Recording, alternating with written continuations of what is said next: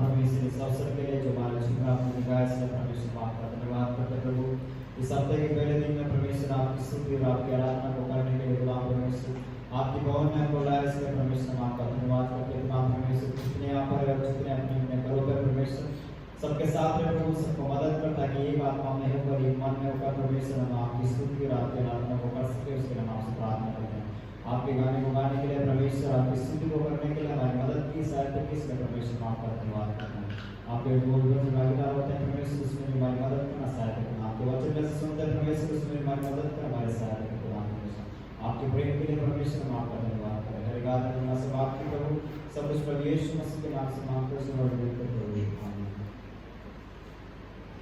सबको फिर से जय मसीह की। आइए अपने स्थान में खड़े हो जाए और आइए हम सब मिलकर इस वचन को पढ़ेंगे। वचन संहिता 46 Psalms 46। एक पद में पढ़ूंगा दूसरा पद आप पढ़ेंगे, ऐसे करके हम बारी बारी से पढ़ेंगे और आपके पद सब मिलकर पढ़ेंगे। वचन संहिता 46 Psalms 46।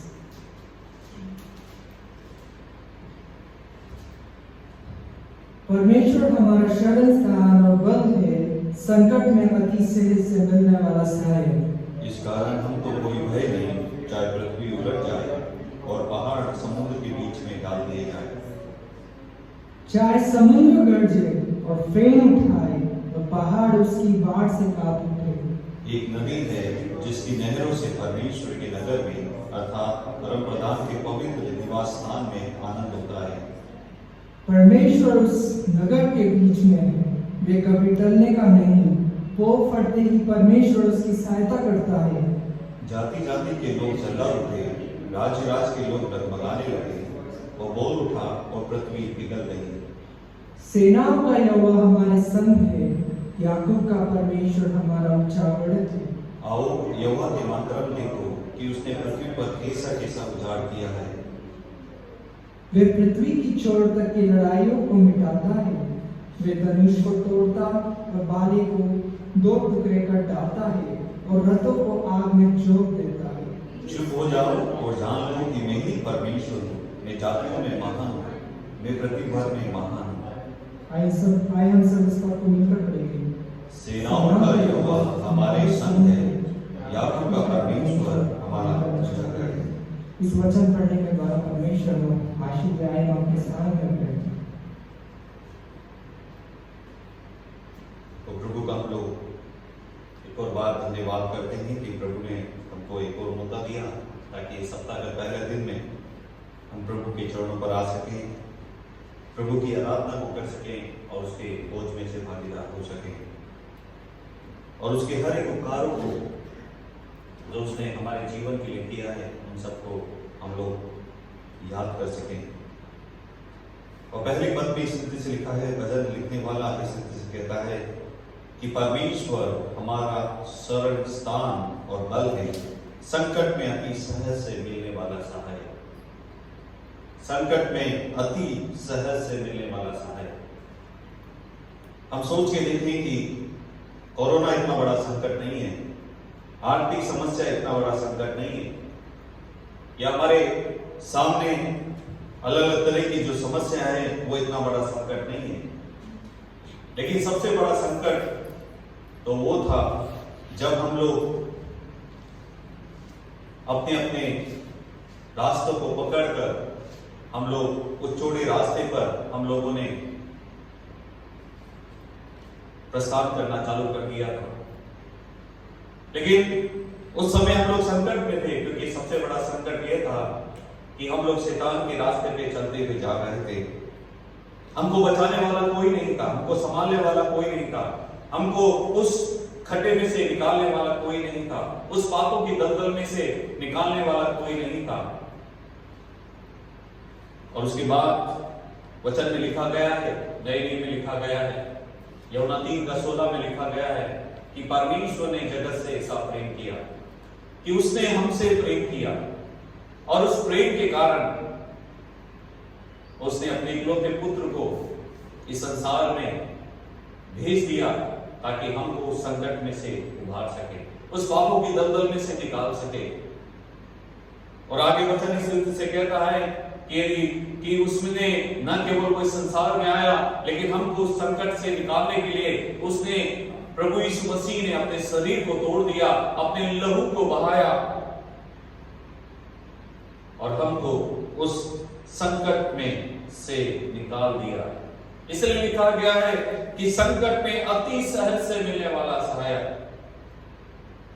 किसी को फोन करने की जरूरत नहीं, किसी के घर पे जाने की जरूरत नहीं, लेकिन अपने कमरे में एकांत में जाकर हम उसको सीधा, सबसे पहले जो हमारी आवाज को सुनता है, हमारा पड़ोसी नहीं, हमारे परिवार वाले नहीं, हमारा रिश्तेदार नहीं, लेकिन सबसे पहले जो हमारे दिल को जानता है, हमारी बात को सुनता है, वो है हमारा परमेश्वर, वो है हमारा प्रभु यीशु मसीह। 5वीं पद में लिखा गया है, परमेश्वर उस नगर के बीच में है, वो कभी टलेगा नहीं। हो फटते ही परमेश्वर उसकी सहायता करता है। परमेश्वर उस नगर के बीच में है, वो कभी टलने का नहीं। आकाश टल जाएगी और धरती टल जाएगी, लेकिन परमेश्वर का वचन कभी टलता नहीं। प्रियों, परमेश्वर, आज हमको समझने की जरूरत है कि क्या परमेश्वर मेरे दिल के नगर में निवास कर रहा है। क्या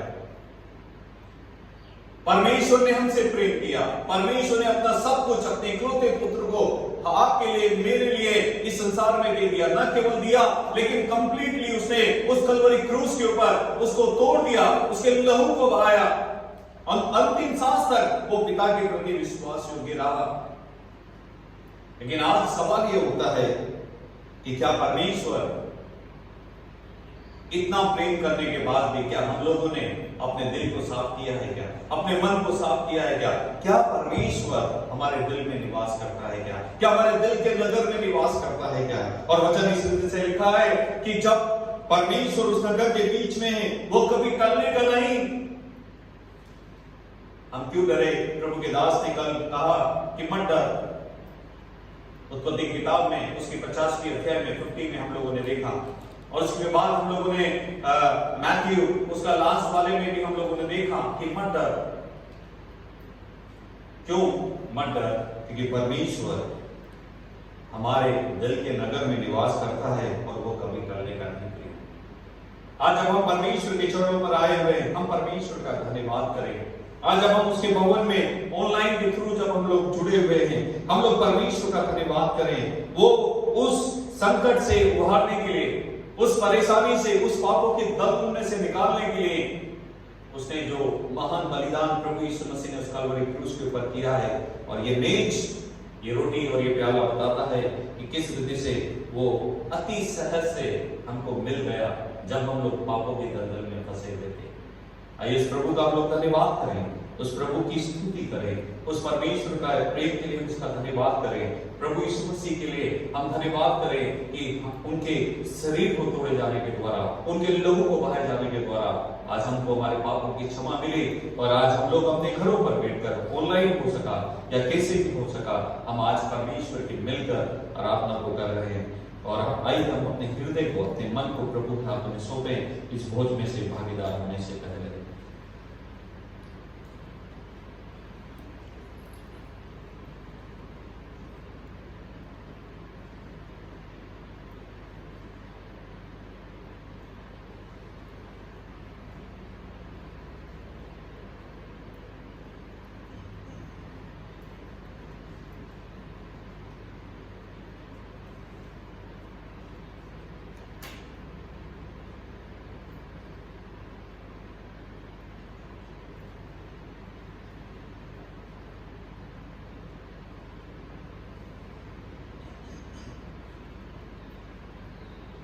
हम रोटी के लिए प्रभु का धन्यवाद करें।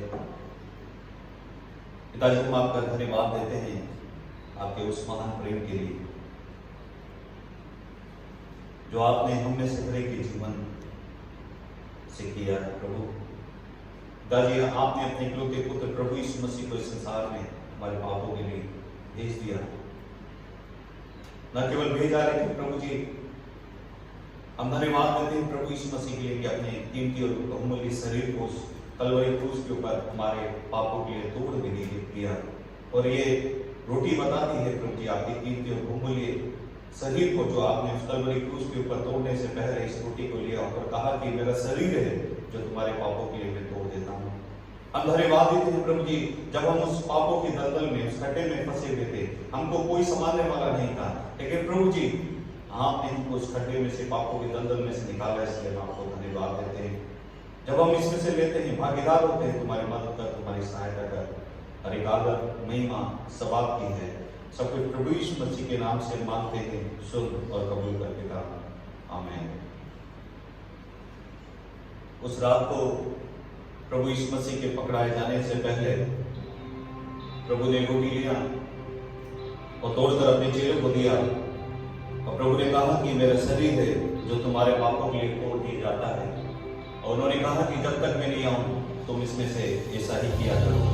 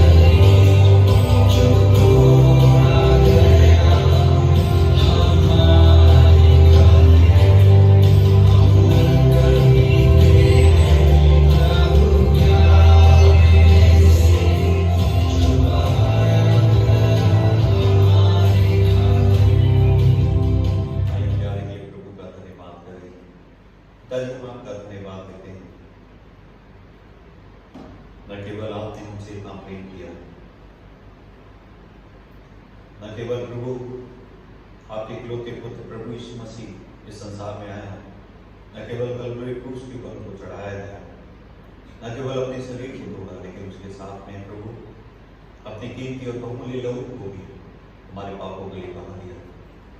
क्योंकि आपका वचन कहता है कि बिना लहू बहाए पापों की क्षमा नहीं है। प्रभु हम आपका धन्यवाद देते हैं आपकी कीमती और बहुमूल्य लहू से प्रभु पिताजी। प्रभु हमको हमारे पापों से छुटकारा मिला, इसलिए हम आपको धन्यवाद देते हैं। जब हम इसमें से पीते हैं हमारी मदद कर, हमारी सहायता कर, हरी आदर महिमा सब आपकी है। सब कुछ प्रभु यीशु मसीह के नाम से मांगते हैं, सुन और कबूल कर पिता, आमीन। रोटी के बाद प्रभु ने प्याला लिया और प्रभु ने अपने चेलों को दिया और प्रभु ने कहा कि वाचा का मेरा बहुमूल्य लहू है जो तुम्हारे पापों के लिए बहा दिया जाता है। उन्होंने कहा कि जब तक मैं नहीं आऊं तुम इसमें से ऐसा ही किया करो।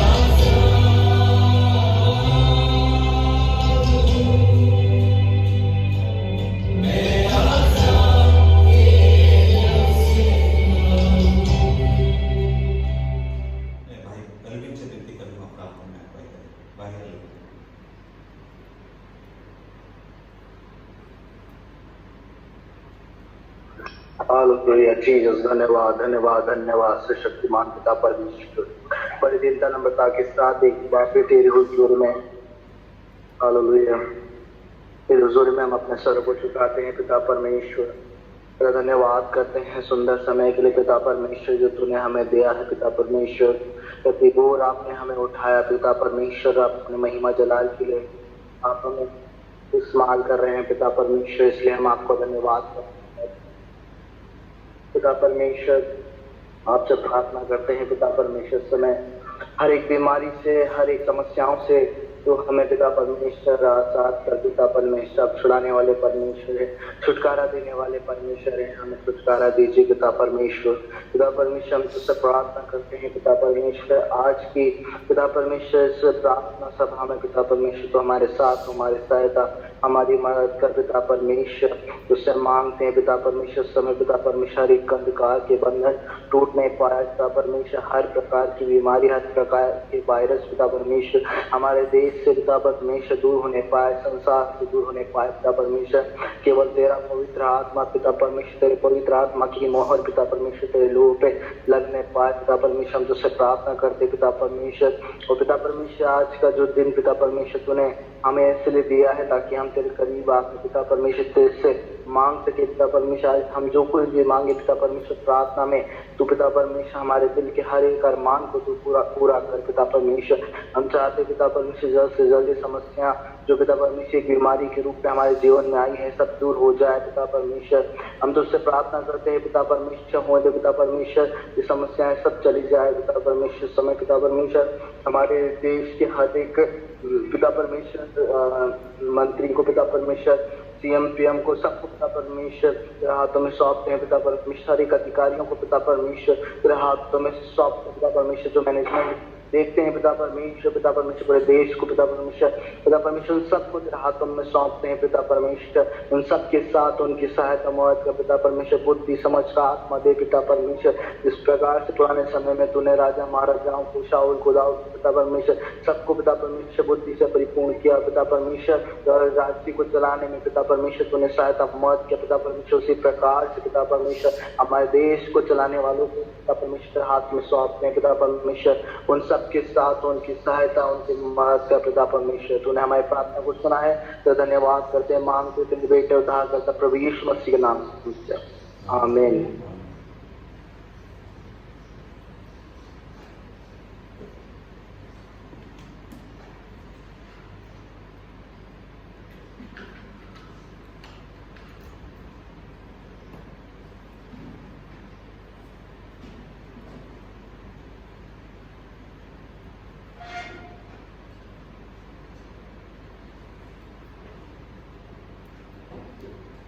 सभी को जय मसीह की।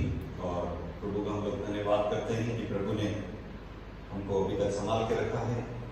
हर एक तकलीफ से, हर एक परेशानी से, हर एक समस्या से प्रभु ने हमको बचाया है। इसलिए प्रभु का हम लोग धन्यवाद करते हैं और निरंतर हम लोग कंटिन्यू प्रार्थना करते रहें।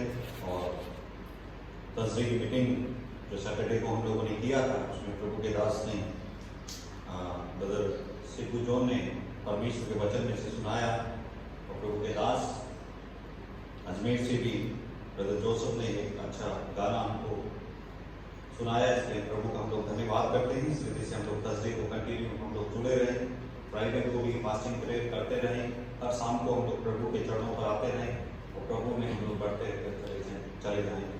और वचन में जाने से पहले मैं भाई जोसेफ से विनती करूंगा कि प्रार्थना में अगुवाई करें, उसके बाद हम लोग वचन में जाएंगे। भाई जोसेफ, आइए हम प्रार्थना करें।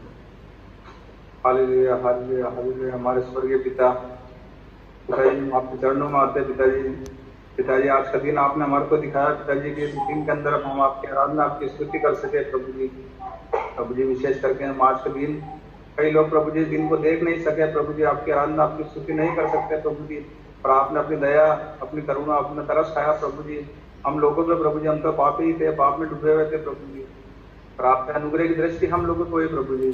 आपने हमें सनातन जीवन देने के लिए प्रभु जी, उस पाप की बट्टी से बचाने के लिए प्रभु जी, अपने अनुग्रह की दृष्टि हम लोगों पर रखी प्रभु जी। हम लाख लाख आपका धन्यवाद देना चाहते हैं प्रभु जी। प्रभु जी विशेष करके प्रार्थना करते हैं, आज के समय में जो परिस्थिति चल रही है, जो स्थिति चल रही है प्रभु जी, वो भले ही संसारिक लोगों के लिए, मनुष्य के लिए प्रभु जी विकट हो प्रभु जी, पर आपके और आपके लोगों के लिए प्रभु जी वो कुछ भी नहीं है प्रभु जी। आप अपने लोगों का सदैव ध्यान रखते हैं प्रभु जी। उनका कोई भी बीमारी, कोई भी लाचारी हो प्रभु जी, आप उनके सदैव साथ रहते हैं, जिस प्रकार आप जमल के साथ थे प्रभु जी। प्रभु जी धन्यवाद देना चाहते हैं प्रभु जी। आगे जब हम वचन में जाना चाहते हैं प्रभु जी, आपका आत्मा हमारे साथ रहे प्रभु जी।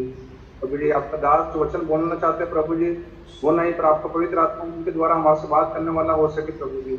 उस वचन को सुनकर, उसको समझकर, उसको ग्रहण करके प्रभु जी हमारा आत्मिक जीवन का सत्य का कारण हो सके प्रभु जी। तो किसी प्रार्थना उसको ग्रहण कर मांगते हैं आपके बेटे हमारे प्यारे प्रभु यीशु मसीह के नाम से। तो प्रभु का हम लोग धन्यवाद करते हैं।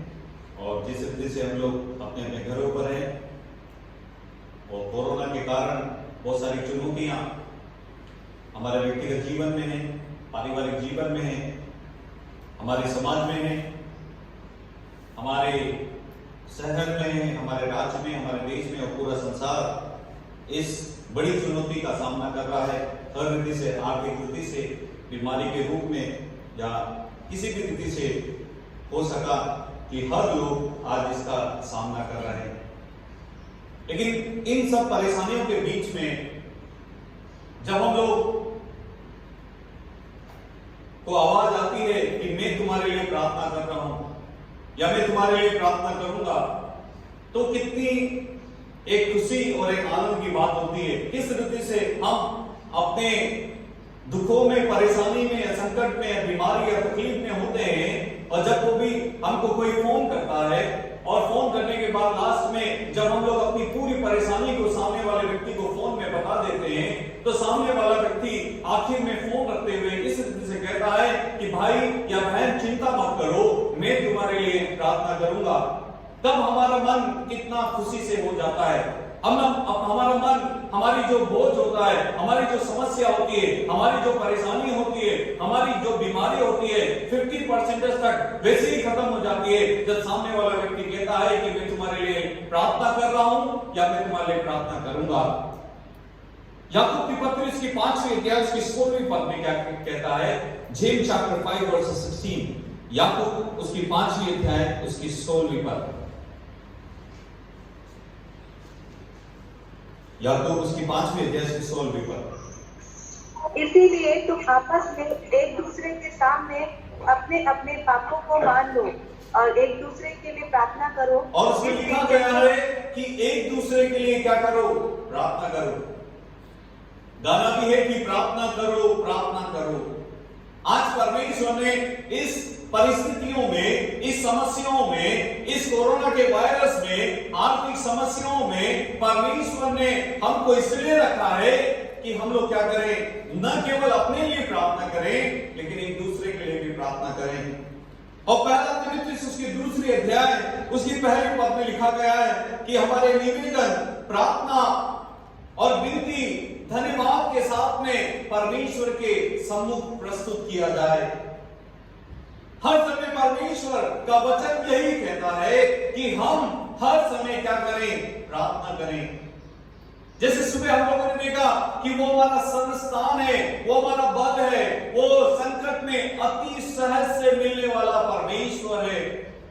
जब हम लोग अपने मुसीबत में, अपनी परेशानी में, इस तरह की समस्याओं में, हमारी आर्थिक समस्याओं से होकर हम गुजर रहे हैं, हमारे पड़ोसी के पास जाने में हमको समय लगेगा, हमको अपने प्रियजनों को फोन करने में समय लगेगा, लेकिन हमारे कमरे में बैठकर हम सीधा किससे बात कर सकते हैं?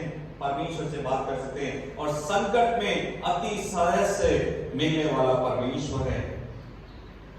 लेकिन ये सोच के देखो कि जब हम लोग एक दूसरे से कहते हैं कि मैं तुम्हारे लिए प्रार्थना कर रहा हूं या मैं तुम्हारे लिए प्रार्थना करूंगा, हमारी 50% समस्या खत्म हो जाती है, हम खुश हो जाते हैं, हम आनंदित हो जाते हैं। लेकिन इस समय में यदि प्रभु यीशु मसीह आपसे कहता है कि मैं तुम्हारे लिए प्रार्थना करता हूं, तो मैं आपसे प्रियजनों कहना चाहता हूं कि 50% नहीं, लेकिन 101% हमारी समस्या क्या हो जाती है? खत्म हो जाती है।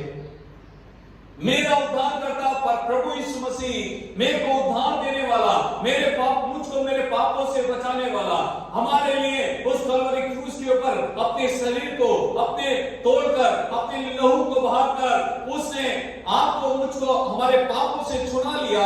आज परमेश्वर का वचन आपसे और मुझसे कहता है, वो प्रभु यीशु मसीह आपसे और मुझसे कहते हैं कि मैं तुमसे क्या करता हूं? प्यार करता हूं और मैं तुम्हारे लिए प्रार्थना करता हूं। इब्रानियों की किताब उसकी 7वीं अध्याय उसकी 25वीं पद में क्या लिखा गया है? Hebrew chapter 7 verses 25। इब्रानियों 7:25। इसीलिए जो उसके द्वारा परमेश्वर के पास आते हैं वह उनका पूरा पूरा उद्धार कर सकता है, क्योंकि वह उनके लिए विनती करने को सर्वदा। और इसमें लिखा गया है कि वो उनके लिए विनती करने को क्या है? सर्वदा जीवित है। किसके लिए? जो उसके पास में आते हैं। और इंग्लिश में लिखा गया है कि वो इंटरसीड करता है। वो हिंदी में, शुद्ध हिंदी में इस रीति से लिखा गया है कि वो हमारी बिचवाई करता है परमेश्वर और हमारे बीच में। जब हम लोग यहां से प्रार्थना करते हैं तो प्रभु हमारे लिए भी क्या करता है? अपने पिता से प्रार्थना करता है। और पहला तिमुथियुस उसकी दूसरी अध्याय उसकी 5वीं पद में लिखा गया है कि मीडिएटर के रूप में वो क्या करता है? पहला तिमुथियुस उसकी दूसरी अध्याय उसकी 5वीं पद, फर्स्ट तिमुथियुस चैप्टर 2। क्योंकि परमेश्वर एक ही है और परमेश्वर और मनुष्यों के बीच में भी एक ही विषय है, अर्थात मसीह यीशु जो मनुष्य है। और उसमें लिखा गया है कि परमेश्वर और मनुष्य के बीच में एक ही बिचवाई है। कौन? प्रभु यीशु मसीह। लेकिन सबसे बड़ी बात क्या है कि जब वो हमारा पिता और मनुष्य के बीच में बिचवाई है, तो अब सवाल यह उठता है कि प्रभु यीशु मसीह आपके लिए क्या प्रार्थना करते हैं अपने पिता से? ये भी बहुत जानना हमको बहुत जरूरी है। हम लोगों को मालूम है कि he is the mediator between God and men, between God and us।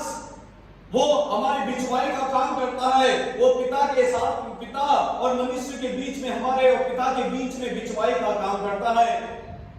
और हमारी प्रार्थना, निवेदन, विनती हम धन्यवाद के साथ में जब पिता के सामने रखते हैं तो वो प्रभु यीशु मसीह उन विनतियों को क्या करता है? पिता के पास लेके जाता है। लेकिन आज मैं आपको बताऊंगा कि जब वो बिचवाई का काम करता है, अपने पिता के दाहिने तरफ सिंहासन पर बैठा हुआ है, तो आपके लिए और मेरे लिए किस रीति की प्रार्थना करता है अपने पिता से, वो भी जानना आपको जरूरी है। और हम लोग आज के वचन में देखेंगे कि यूहन्ना रचित सुसमाचार उसकी 17वीं अध्याय, यूहन्ना उसकी 17वीं अध्याय उसकी 20वीं पद। आज का जो हमारा अध्ययन का समय है यूहन्ना 17:20। केवल इन्हीं के लिए विनती नहीं करता परंतु उनके लिए भी जो इनके वचन के द्वारा मुझ पर विश्वास करेंगे। और 24, 25 और 26 भी पढ़ना उसमें से, 24, 25 और 26। हे पिता, मैं चाहता हूँ कि जिन्हें तूने मुझे दिया है, जहाँ मैं हूँ वहाँ वे भी मेरे साथ हों, कि वे मेरी उस महिमा को देखें जो तूने मुझे दी है, क्योंकि तूने जगत की उत्पत्ति से पहले मुझसे प्रेम रखा। हे धार्मिक पिता, संसार ने मुझे नहीं जाना, परंतु मैंने तुझे जाना, और इन्होंने भी जाना कि तू ही ने मुझे भेजा है। मैंने तेरा नाम उनको बताया और वो बताता रहूंगा कि जो प्रेम तुझको मुझसे था उनमें रहे और मैं उनमें रहूं। और उसमें लिखा गया है कि प्रभु यीशु मसीह अपने पिता से आपके लिए और मेरे लिए क्या प्रार्थना करते हैं। लेकिन सबसे पहली बात, इसमें जाने से पहले हम लोगों को एक बात को समझने की जरूरत है कि प्रभु यीशु मसीह ने ये शब्द कब कहे, ये भी हमको जानने की जरूरत है, और किसको कहे और कब कहे, और उससे पहले और उसके बाद में, इन शब्दों को बोलने से पहले और इस शब्दों को बोलने के बाद में प्रभु यीशु मसीह ने क्या प्रभु यीशु मसीह के साथ में हुआ, उसको भी हमको जानने की जरूरत है। यदि हम लोग ध्यान से उसको, यदि हिंदी बाइबल में उसमें लिखा गया है कि सभी विश्वासियों के लिए ये शब्द कहे, और उसमें लिखा गया है कि उनके लिए जो उनके वचन के द्वारा मुझ पर विश्वास करेंगे, जो प्रभु यीशु मसीह के ऊपर विश्वास करेंगे, और ये जो प्रभु यीशु मसीह के ऊपर विश्वास करते हैं, जो उनके चेले हैं, उसके साथ साथ में लिखा गया फ्यूचर वाले के लिए भी कि जो प्रभु यीशु मसीह के ऊपर विश्वास करेंगे, उनके लिए भी वो क्या करता है, अपने पिता से उनके लिए प्रार्थना करता है। लेकिन अब सवाल ये उठता है कि कब प्रभु ने ये वचन को कहे? जब हम मुसीबत में, जब हम परेशानी में, जब इस कोरोना के कारण आर्थिक समस्या में जब हम लोग घिरे हुए हैं, हम लोग घबरा जाते हैं, हम लोग परेशान हो जाते हैं। लेकिन सोच के देखो कि प्रभु यीशु मसीह ने ये शब्द कब कहे, प्रभु यीशु मसीह ने कब आपके लिए और मेरे लिए अपने पिता से प्रार्थना किया। प्रभु यीशु मसीह को पकड़ने से पहले, प्रभु यीशु मसीह उस क्रूस के ऊपर ले जाने से पहले, प्रभु यीशु मसीह के पीठ में कोड़े मारे जाने से पहले, प्रभु यीशु मसीह के उस कलवरी क्रूस के पर चढ़ाए जाने से पहले, उस दर्दनाक मृत्यु को सहन करने से पहले, प्रभु यीशु मसीह इन सब चीजों को जानने के बाद भी कि इसको सूली पर चढ़ाया जाएगा, उसको 39 कोड़े मारे जाएंगे, उसके सिर पे कांटों का मुकुट रखा जाएगा, उसके हाथों और पांव में कीलें ठोकी जाएगी, लेकिन उसके बावजूद भी इन सब चीजों को सहने से पहले, इन सब चीजों को जानते हुए भी वो आपके लिए और मेरे लिए क्या करता है मालूम है? प्रार्थना कर रहा है अपने पिता से। He was praying for you, वो आपके लिए मेरे लिए वो प्रार्थना कर रहा था वहां पर उस समय। लेकिन दो बातों के बारे में हम लोग देखेंगे कि प्रभु यीशु मसीह ने उस समय में, उस गतसमनी के बगीचे में, प्रभु यीशु मसीह ने आपके लिए और मेरे लिए अपने पिता से क्या प्रार्थना किया। उसने अपने लिए प्रार्थना नहीं किया, उसने यही कहा कि यदि पिता तेरी इच्छा हो तो ये कटोरा, ये कड़वा कटोरा मेरे सामने से हटा ले। लेकिन पिता ने उनकी बात को नहीं सुना। लेकिन जो प्रभु ने दूसरी और तीसरी प्रार्थना को किया, उसको पिता ने ध्यानपूर्वक सुना और पिता ने उसको पूरा भी किया। प्रियो, पहली बात हम लोग देखें कि प्रभु यीशु मसीह ने पिता से क्या प्रार्थना किया। He wants you to grow in faith and love. प्रभु यीशु मसीह क्या चाहता था और क्या प्रार्थना करता है कि वे विश्वास में और प्रेम में बढ़ते हुए चले जाएं। पहली बात, यदि हम लोग यूहन्ना उसका 17, उसका 25 और 26 दोबारा पढ़े, हम लोग 25 और 26। हे पिता, हे धार्मिक पिता, संसार ने मुझे नहीं जाना, परंतु मैंने तुझे जाना, और इन्होंने भी जाना कि तू ही ने मुझे भेजा है। मैंने तेरा नाम उनको बताया और बताता रहूंगा कि जो प्रेम तुझको मुझसे था वह उनमें रहे और मैं उनमें रहूं। क्या लिखा गया है? दो बातों के बारे में पहली बात हम लोग देख रहे हैं, वो अपने पिता से कहता है कि हे धार्मिक पिता, संसार ने मुझे नहीं जाना, परंतु मैंने तुझे जाना, और इन्होंने भी जाना कि तू ही ने मुझे भेजा है। और वो आपके लिए, मेरे लिए क्या प्रार्थना करता है? मैंने तेरा नाम उनको बताया और बताता रहूंगा। जो प्रेम तुझको मुझसे था वो उनमें रहे और मैं उनमें रहूं। वो अपने पिता से विनती कर रहा है कि पिता, जिस रीति से तू मुझसे प्यार करता है, जिस रीति से मैं तेरा इकलौता पुत्र हूं, तो उसी रीति से हे पिता इनसे भी प्यार कर। जिस रीति से तू मेरे अंदर बसा रहता है, तू मेरे अंदर साथ साथ में रहता है, हे पिता मैं विनती करता हूं कि जो मेरे ऊपर विश्वास करेगा उसके साथ में भी तू बना रहे। और किस रीति से हम लोग प्रभु यीशु मसीह में बने रह सकते हैं? अब दूसरा सवाल उठता है, उसमें लिखा गया है कि मैंने तेरा नाम उनको बताया और बताता रहूंगा कि जो प्रेम तुझको मुझसे था वो उनमें रहे और मैं उनमें रहूं। प्रभु यीशु मसीह अब किस रीति से हम में रहेगा और प्रभु यीशु मसीह किस रीति से पिता में था या पिता में है, उसको भी हमको जानने की जरूरत है। हम किस रीति से हम प्रभु में रह सकते हैं, हम किस रीति से हम पिता में रह सकते हैं। कोई दूसरा रास्ता नहीं है। इस वचन के द्वारा हम उसमें और हम पिता में हम लोग रह सकते हैं। और उसने एक वचन को दिया है कि हम लोग इस वचन को पढ़ें, उसके प्रति हम लोग आगे कार्य रहें, उसमें बने रहें और वो हम में बने रहे। यूहन्ना उसकी 15वें अध्याय में लिखा गया है कि और ये भी लिखा है कि जो दाग करता मुझ में नहीं फलती वो उसको काट डालता है, उसको छांट देता है। रोमियो की पत्री की 10वीं अध्याय उसकी 17वीं पद में क्या लिखा गया है? रोमन चैप्टर 10 वर्सेस 17, रोमियो 10 का 17।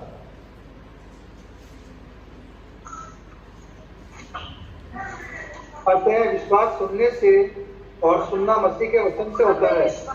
और उसमें लिखा गया है और सुनना मसीह के वचन से। और उसमें लिखा गया है कि किस रीति से हम प्रभु के ऊपर विश्वास कर सकते हैं, किस रीति से हमारा विश्वास और बढ़ सकता है, किस रीति से हमारा विश्वास मजबूत हो सकता है। और इसमें लिखा गया है अतः विश्वास सुनने से और सुनना मसीह के वचन से होता है। और ये वचन हमको दिया है कि हम किस रीति से प्रभु में बने रह सकते हैं और प्रभु हम में बना रह सकता है। और उसमें हम लोगों ने देखा कि विश्वास सुनने से और सुनना मसीह के वचन से आता है। तो उसका मतलब क्या है? बॉटम लाइन इज दिस कि हम लोगों को परमेश्वर के वचन को पढ़ना बहुत जरूरी है। दूसरा पत्रस उसकी 3री अध्याय 2 पीटर चैप्टर 3 उसका 17 और 18 क्या कहता है? दूसरा पत्रस 3री अध्याय का 17 और 18। इसलिए हे प्रियो, तुम लोग पहले ही से इन बातों को जानकर चौकस रहो, ताकि अधर्मियों के भ्रम में बसकर अपनी स्थिरता को कहीं हाथ से खो न दो, पर हमारे प्रभु और उद्धारकर्ता यीशु मसीह के अनुग्रह और पहचान में बढ़ते जाओ। उसी की महिमा अब भी हो और युगानुयुग होती रहे। आमीन। और उसमें क्या लिखा गया है? उसमें बढ़ते जाने के बारे में लिखा गया है, प्रभु के प्रेम में बढ़ने के बारे में लिखा गया है, प्रभु के वचन को पढ़ने के बारे में लिखा गया है। और उसमें लिखा गया है इसलिए हे प्रियो, तुम लोग पहले ही से इस बातों को जानकर चौकस रहो, ताकि अधर्मियों के भ्रम में फंसकर अपनी स्थिरता को कहीं हाथ से खो ना दो। हम इस संसार की मुसीबत, इस संसार की चौक और जो चांदनी है, जो इस संसार की जो सुंदरता है, उसमें हम लोग फंस नहीं जाए प्रियो, लेकिन हम लोग सावधान हो जाए। एक समय था हमारे पास में समय बिल्कुल नहीं था, हम अपने अपने कामों में इतना व्यस्त थे, अपने सुबह से लेकर शाम तक हम लोग दौड़ते ही रहते थे। लेकिन आज मोस्टली लोग अपने घरों पर बैठे हुए, ताकि इस समय में हम लोग क्या करें? एक बात को हम लोग समझे कि हम लोग उसके वचन को पढ़ें, उससे प्रार्थना करें और उसमें बढ़ते हुए चले जाएं। कुलुसियों की पत्री इसकी 3री अध्याय इसकी 16वीं पद क्या कहती है? कोलोसियंस चैप्टर 3 वर्स 16, कुलुसियों 3 उसका 16। मसीह के वचन को अपने हृदय में अधिकाई से बसने दो, और सिद्ध ज्ञान सहित एक दूसरे को सिखाओ और चिताओ और अपने मन में अनुग्रह के साथ परमेश्वर के लिए भजन और स्तुति गान और आत्मिक गीत गाओ। क्या लिखा गया है? मसीह के वचन को अपने हृदय में अधिकाई से बसने दो। कोरोना से पहले 22 मार्च से पहले हम लोग यदि पूछते थे कि वचन नहीं पढ़ा तो सभी लोगों का एक ही उत्तर होता था कि समय नहीं है हमारे पास में। दिन निकल जाते हैं, एक दिन निकल जाएगा, हम लोग सोचेंगे कल पढ़ेंगे, कुछ समय के बाद कल भी निकल जाएगा, कुछ समय के बाद हफ्ता भी निकल जाएगा, कुछ समय के बाद में महीना भी निकल जाएगा और धीरे धीरे हम लोग क्या हो जाएंगे? वचन से हम लोग दूर होते हुए चले जाएंगे।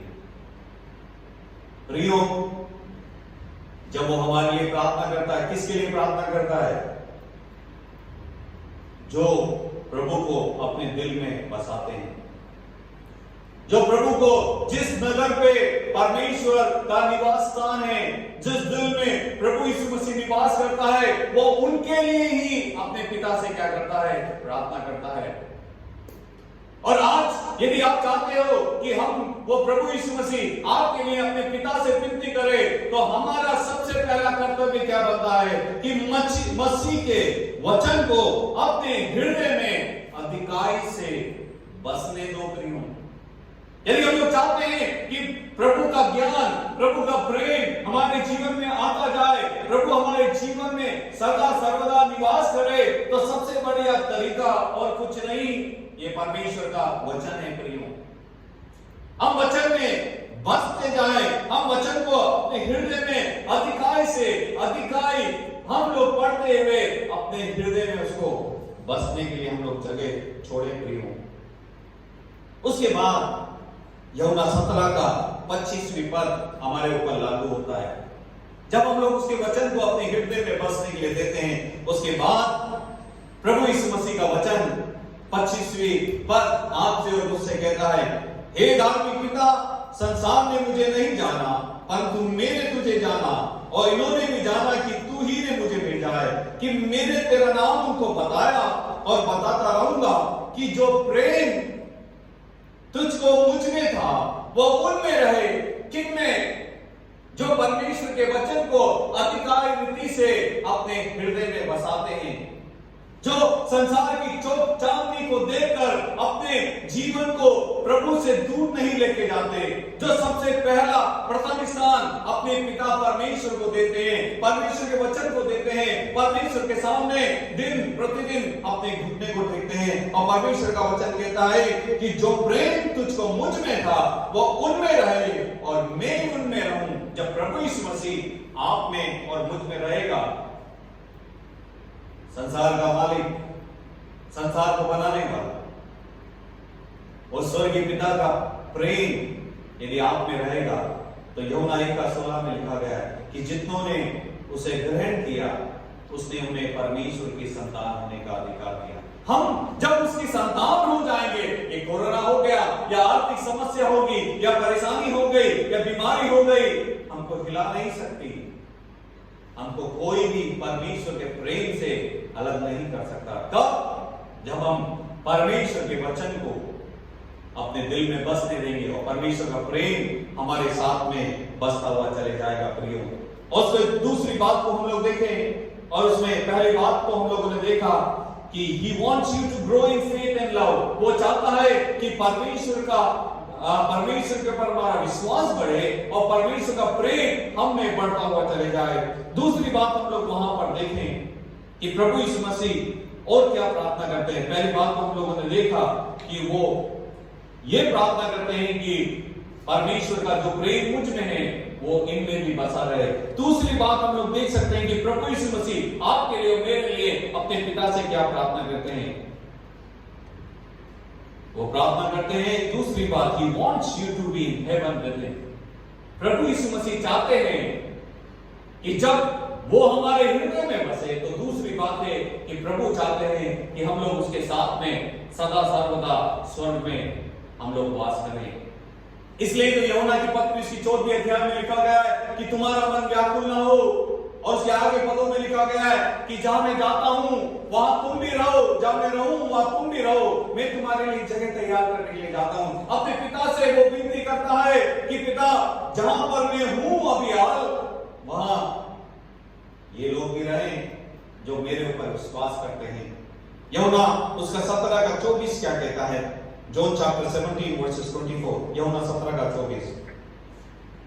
हे पिता, मैं चाहता हूँ कि जिन्हें तूने मुझे दिया है, जहाँ मैं हूँ वहाँ वे भी मेरे साथ हों, कि वे मेरी इस महिमा को देखें जो तूने मुझे दी है, क्योंकि तूने जगत की उत्पत्ति से पहले मुझसे प्रेम रखा।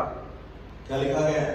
पहली बात तो हम लोगों ने देखा कि उसके ऊपर हम लोग विश्वास करें और प्रेम हमारे अंदर बना रहे, और यही पिता से वो आपके लिए मेरे लिए प्रार्थना करता है। दूसरी बात हम लोग देख रहे हैं 24वीं पद में, हे पिता मैं चाहता हूं, ये आपके लिए प्रार्थना कर रहे हैं प्रभु यीशु मसीह अपने पिता से, और प्रभु आपके लिए मेरे लिए क्या चाहते हैं कि जहां मैं हूं वहां वे भी मेरे साथ हो, कि वे मेरी उस महिमा को देखें जो तूने मुझे दी है। हम लोगों ने, जिन लोगों ने अपने हाथ से प्रभु यीशु मसीह को उस कलवरी क्रूस के ऊपर हम लोगों ने चढ़ा दिया, जिन लोगों ने अपने हाथों से उसको पत्थर मारे जब वो क्रूस को उठा के जा रहा था, जिन हाथों ने उसके पीठ में 39 कोड़े को मारे, जिन हाथों ने उसके हाथ और पांव में कीले ठोक दी गई, जिन हाथों ने उसके सिर पे कांटों का मुकुट रख दिया गया, हे पिता मैं चाहता हूं कि ये मेरे ऊपर विश्वास करे और मेरे साथ तेरे राज में रहे, ताकि मेरी महिमा को वो लोग देखने पाए कि मैं तेरा इकलौता पुत्र हूं। कितनी बढ़िया बात है प्रियो, और कितनी अच्छी बात है। हमारे इस जेम्स 4:14 में लिखा गया है, याकूब 4:14 में लिखा गया है, हमारा जीवन कुछ एक भाग के समान है जो कुछ समय के लिए उगता है उसके बाद खत्म हो जाता है। 70 साल, 80 साल, 90 साल, लेकिन अनंत काल के लिए आज प्रभु यीशु मसीह उनके लिए प्रार्थना करता है जो उसके ऊपर विश्वास करते हैं, जो अपने दिल में प्रभु को ग्रहण करते हैं, जो अपने जीवन में हृदय में प्रभु के लिए जगह को तैयार करके रखते हैं, जो प्रभु के वचन को पढ़ते हैं। आज उनके लिए अपने पिता से प्रभु यीशु मसीह प्रार्थना करते हैं और वो कहते हैं कि जहां मैं रहूं वहां ये लोग भी रहें। यूहन्ना 17:20 में हम लोगों ने पढ़ा कि किस रीति से किनके लिए वो प्रार्थना करता है। हम लोग बोलेंगे कि हमको कौन प्रभु के वचन में से बताएगा, कौन हमको कैसे मालूम चलेगा, हमको कैसे विश्वास करना है। वचन दिया गया है हमारे हाथों में, परमेश्वर के दास के द्वारा वचन दिन प्रतिदिन हमारे बीच में बोया जा रहा है। प्रभु यीशु मसीह के चेले लोगों के द्वारा ये वचन इस संसार के अलग अलग कोने में डाला जा रहा है। हम लोग तो कुछ भी नहीं है, हम लोग तो आज कोरोना के डर के मारे अपने घरों पर बैठे हुए हैं, लेकिन चाइना में देखो परसों के दिन क्या हुआ। जितने लोग प्रभु के ऊपर विश्वास करते हैं उस क्रूस को हटा दिया गया चर्च के ऊपर से, और क्रूस को हटाकर वहां के राष्ट्रपति की पिक्चर को लगा दिया गया, और वहां पर कह दिया गया कि कोई भी प्रभु के ऊपर विश्वास नहीं करेगा, वो खाली राष्ट्रपति के ऊपर विश्वास करेगा, उसकी पूजा करेगा, उसकी आराधना करेगा। लेकिन मैं आपसे कहना चाहता हूं कि उनके विश्वास को कोई डगमगा नहीं सकता, उनके विश्वास को कोई हिला नहीं सकता, उनके विश्वास को कोई हरा नहीं सकता, क्योंकि उनके लिए और आपके लिए और मेरे लिए हमारा प्रभु यीशु मसीह क्या करता है, अपने पिता से प्रार्थना कर रहा है। हम कितने सौभाग्य की बात है। उसका 17:20 में लिखा गया है कि वो प्रभु यीशु मसीह के डिसाइपल है, उनके लिए तो वो प्रार्थना कर रहा है, उनके लिए तो वो विनती कर रहा है, जो प्रभु के सुसमाचार को अपने हाथों में लेकर चल रहे हैं, जो प्रभु के सुसमाचार को आज टेलीविजन के माध्यम से, आज सोशल मीडिया के माध्यम से, आज अलग अलग रीति के माध्यम से प्रभु के वचन को सुना रहे हैं। उन चेलों के लिए तो वो विनती कर रहा है अपने पिता से कि जहां मैं रहूं वहां वो भी रहे, लेकिन उनके साथ में 20वीं पद में लिखा गया है, परंतु उनके लिए भी जो इनके वचन के द्वारा मुझ पर विश्वास करेंगे। किनके वचन के द्वारा? प्रभु के दासों के द्वारा वचन दिए जो सुनाया जाता है। उसमें हमने पतरस में भी हम लोगों ने देखा कि हम लोग विचलित नहीं हो, हम इस संसार की अधार्मिक बातों को देखकर अपने जीवन में विचलित नहीं हो, लेकिन अपने मन से, अपने हृदय से, अपने संपूर्ण मन और हृदय से यहोवा के ऊपर भरोसा करें। प्रियो, कितनी बढ़िया बात है कि आज इस मुसीबत में, इस परेशानी में, यदि कोई भी हमको फोन करके कहता है कि मैं तुम्हारे लिए प्रार्थना करूं, मैं शुरू में भी आपको बताया, हमारी आधी समस्या दूर हो जाती है, हमारी आधी बीमारी दूर हो जाती है, हमारी आधी परेशानियां दूर हो जाती है। लेकिन जब प्रभु यीशु मसीह आपसे और मुझसे कहता है, मैं तुम्हारे लिए पिता से प्रार्थना कर रहा हूं कि मैं तुम में बसूं, मेरा प्रेम तुम में बसे, और जहां मैं रहूं, पिताजी ये भी मेरे साथ में तेरे राज में रहे। प्रभु यीशु मसीह को खाली एक ही इच्छा है। क्या इच्छा है?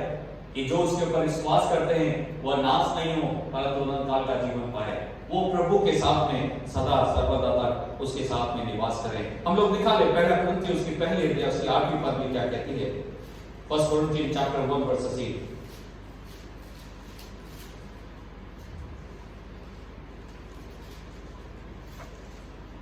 पहला कुरिन्थियों पहली अध्याय उसकी 8वीं पद। वह तुम्हें अंत तक दृढ़ भी करेगा कि तुम हमारे प्रभु यीशु मसीह के दिन में निर्दोष ठहरो। क्या लिखा गया है? देखो, वो हर समय हमको दृढ़ रखेगा, हमको मजबूत करेगा, हमको हिम्मत देगा। अब 2 चीजों के बारे में हम लोगों ने देखा कि प्रभु यीशु मसीह हमारे लिए और आपके लिए क्या करते हैं? अपने पिता से विनती कर रहे हैं, उसके ज्ञान को, उसके प्रेम को हमारे जीवन में बोने के द्वारा, उसके वचन को पढ़ने के द्वारा वो हम में निवास कर सकता है। दूसरी बात हम लोगों ने देखा कि प्रभु यीशु मसीह चाहते हैं कि जो प्रभु के ऊपर विश्वास करते हैं वो नाश नहीं हो, और क्या करें? स्वर्ग के राज में जहां पर उसने आपके लिए, मेरे लिए जगह को तैयार किया है, हम लोग वहां पर निवास करें।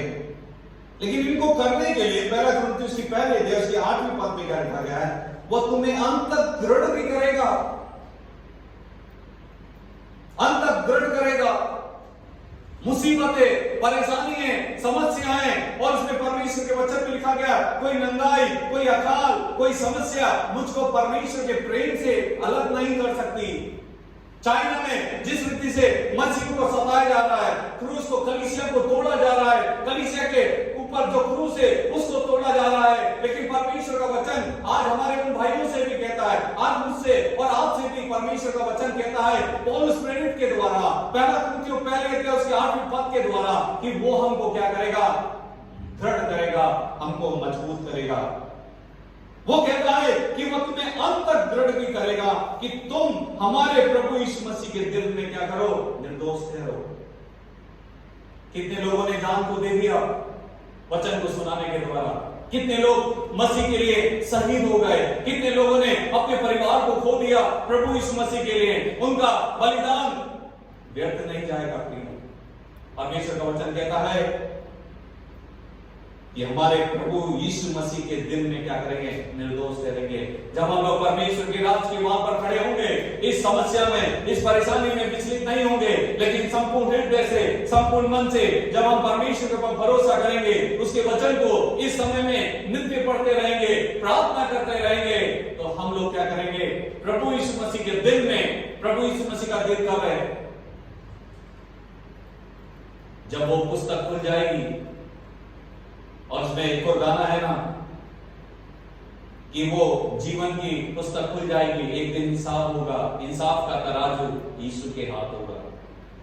जब वो इंसाफ का तराजू, वो दिन के बारे में आज पौलुस प्रेरित यहां पर बात कर रहा है कि वो तराजू यीशु के हाथ में होगा। जब वो पुस्तक खुल जाएगी, उस समय परमेश्वर हमको देखकर कहने पाएगा, हे मेरे विश्वासियों के दास, मेरे राज में प्रवेश कर। उस दिन तक वो आपको और मुझको दृढ़ करेगा कि उसका प्रेम हम में बना रहे, और वो हम में बना रहे, और हम उसमें बने रहे, ताकि हम लोग अपने जीवन में फल को लेकर चलते जाएं। यहूदा उसकी जूड चैप्टर 24, यहूदा उसकी 24 और 25वीं पद को भी हम लोग देखें। जूड वर्सेस 24 एंड 25। यहूदा उसका 24 और 25।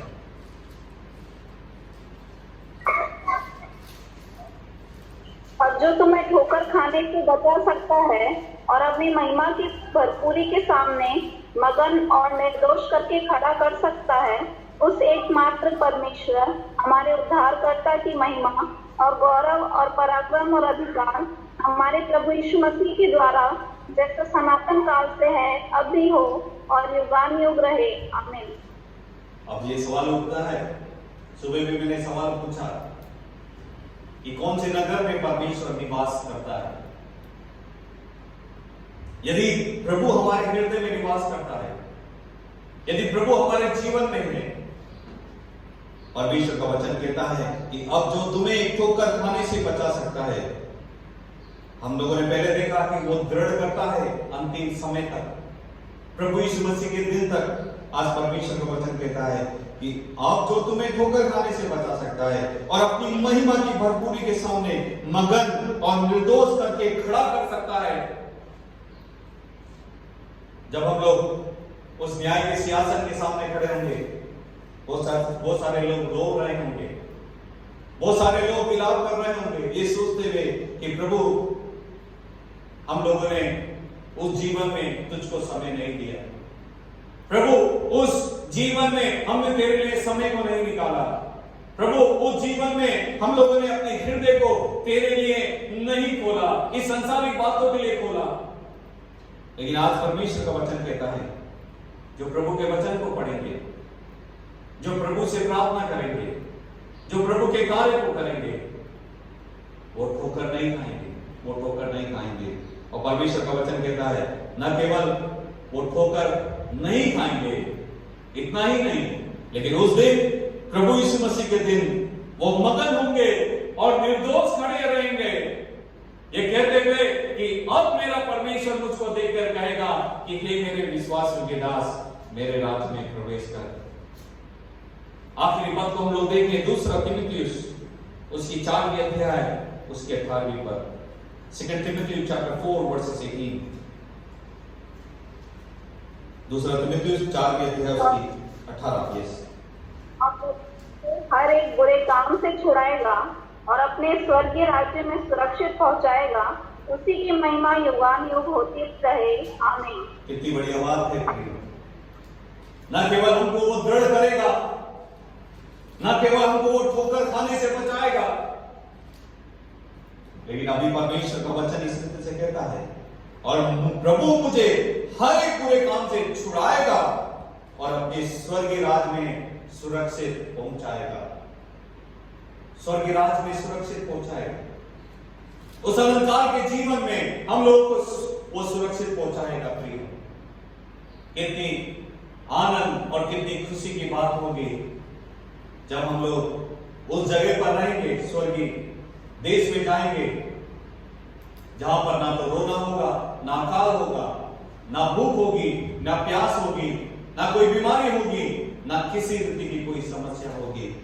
और ये भी बात उस क्रूस में चढ़ने से पहले, उस मुसीबत में जाने से पहले, उस परेशानी में जाने से पहले, प्रभु यीशु मसीह गethsemane के बगीचे में घुटने टेक कर उसका वचन इस रीति से कहता है कि उसका पसीना मानो लहू के समान टपक रहा था। वो प्रार्थना कर रहा है खुद के लिए नहीं, लेकिन जब उसने प्रार्थना किया खुद के लिए कि ये कटोरा हटा ले, तो पिता ने हटाया नहीं, लेकिन उसके बाद में वो प्रार्थना करता है कि प्रभु तेरा ज्ञान इनके अंदर बढ़ जाए, मैं इनके अंदर वास करूं। दूसरी बात हम लोगों ने देखा कि प्रभु यीशु मसीह गethsemane के बगीचे में उसके लिए प्रार्थना नहीं करा कि क्रूस से मुझको बचा ले, उस परेशानी से मुझको बचा ले, उस समस्या से बचा ले, उस भयंकर मौत से बचा ले, लेकिन उस समय में भी प्रभु यीशु मसीह अपने पिता से प्रार्थना कर रहा है कि पिता जहां मैं रहूं वहां ये भी रहे। आइए हम अपने सिरों को झुकाएं, अपनी आंखों को बंद करें। जब हम परमेश्वर के चरणों पर हैं प्रियो, क्या हम लोग कह सकते हैं आज, क्या हम लोगों को विश्वास है कि ये प्रार्थना जो यूहन्ना 7वीं अध्याय का 24, 25 और 26 में प्रभु यीशु मसीह अपने पिता से कर रहा है, वो क्या मेरे लिए है? क्या हमको आज विश्वास है? क्या हम लोग दृढ़तापूर्वक कह सकते हैं कि ये प्रार्थना मेरे लिए प्रभु यीशु मसीह ने उस पिता से किया? क्या ये आयत मेरे व्यक्तिगत रीति से मेरे ऊपर लागू होती है क्या? क्या परमेश्वर का ज्ञान मेरे अंदर है क्या? क्या प्रभु यीशु मसीह मेरे हृदय में निवास करता है क्या? क्या एक दिन जब मैं इस संसार को छोड़ के चले जाऊंगा, एक नासवान शरीर को मैं छोड़ दूंगा, उस समय क्या प्रभु यीशु मसीह ने जाने से पहले वादा किया कि मैं तेरे लिए जगह तैयार करने के लिए जाता हूं, जहां मैं रहूं वहां तुम भी रहो। क्या हम लोग कह सकते हैं प्रियो कि हम लोग भी उसके साथ में वहां पर रहेंगे, दृढ़तापूर्वक, मगन होते हुए, निर्दोष होते हुए, उस तराजू को लेकर जब मेरा प्रभु यीशु मसीह खड़ा होगा, उस किताब को जब खोलेगा, खुलते के साथ ही मेरा नाम उसमें होगा। लेकिन कब होगा? जब आज के दिन में, जब मैं मेरे प्रभु के लिए समय को निकालूंगा, उसके वचन को पढ़ूंगा, उससे प्रार्थना करूंगा, उसके कार्य को करूंगा, उसके प्रति विश्वास से रहूंगा, तब ये वचन कहता है परमेश्वर का कि और अपने स्वर्गीय राज में वो मुझको सुरक्षित पहुंचाएगा। यदि हम लोगों ने अभी भी उसके लिए समय नहीं निकाला, हमारे पास में समय है। बाढ़, भूकंप, बीमारी, समस्या हमको झकझोर रही है कि हम लोग कितना प्रभु में हैं, कितना प्रभु में हैं। लेकिन हम लोगों को प्रभु कहता है कि जिसके अंदर मैं हूं मैं उनको दृढ़ करूंगा, जिनके अंदर मैं हूं वो ठोकर नहीं खाएंगे, जिनके अंदर मैं हूं वो किसी भी बुरे काम में भी हो मैं उनको छुड़ा लूंगा। क्योंकि यदि मैं उनको उनके पापों की दलदल में से बचाने के लिए स्वर्ग से मैं पृथ्वी पर आ सकता हूं, उनके लिए यदि मैं अपनी जान को दे सकता हूं, तो मैं पिता से विनती भी करता हूं कि जहां मैं रहूं वहां ये भी रहे। प्रियो, हम अपने जीवन को प्रभु के हाथों में समर्पित करें और प्रभु को अपने दिल को दें और प्रभु से कहें कि पिता, आज से मैं सांसारिक जीवन में जो समय मैं निकालता हूं, लेकिन मैं चाहता हूं कि मैं तेरे चरणों पर भी बैठूं, मेरे परिवार तेरे चरणों पर बैठने पाए, क्योंकि तू ही है जो मुझको इस समस्याओं से, इस परेशानी से, इस दिक्कतों से बचाएगा। न केवल इनसे, लेकिन जल्दी भी नरक से भी बचाएगा। प्रभु जी, हम आपका धन्यवाद देते हैं इस सुंदर समय के लिए। हम धन्यवाद देते हैं आपके हर एक अनुग्रह के लिए। हम धन्यवाद देते हैं आपके दया के लिए। हम धन्यवाद देते हैं आपके प्रेम के लिए। प्रभु यीशु मसीह, हम आपको धन्यवाद देते हैं कि आप हमारे लिए पिता से विनती करते हो कि उनका ज्ञान, उनका प्रेम हमारे हृदय में बसा रहे। आप अपने पिता से विनती करते हो कि जहां आप रहो वहां हम लोग भी रहें। लेकिन उससे पहले प्रभु तुम्हारी मदद कर, तुम्हारी सहायता कर, ताकि हम में से किसी ने भी अपने हृदय को तेरे हाथों में नहीं सौंपा है, अपने हृदय को तेरे लिए नहीं खोला है, तो आज हम अपने हृदय को खोलने पाए और तू मेरे नहीं लेकिन तेरी इच्छा हमारे जीवन में पूरी होने पाए। तुम्हारी मदद कर, तुम्हारी सहायता कर, तुम में से देखो संभाल। हर एक आदर, महिमा सब आपकी है। सब कुछ प्रभु यीशु मसीह के नाम से हम मांगते हैं, सुन और कबूल कर पिता। आमीन, आमीन। प्रभु यीशु मसीह का प्रेम, परमेश्वर का प्रेम, प्रभु यीशु मसीह का अनुग्रह और पवित्र आत्मा की सहभागिता हम सबके साथ अब से लेकर सदा तक होती रहे। आमीन, आमीन। जय मसीह की, जय मसीह।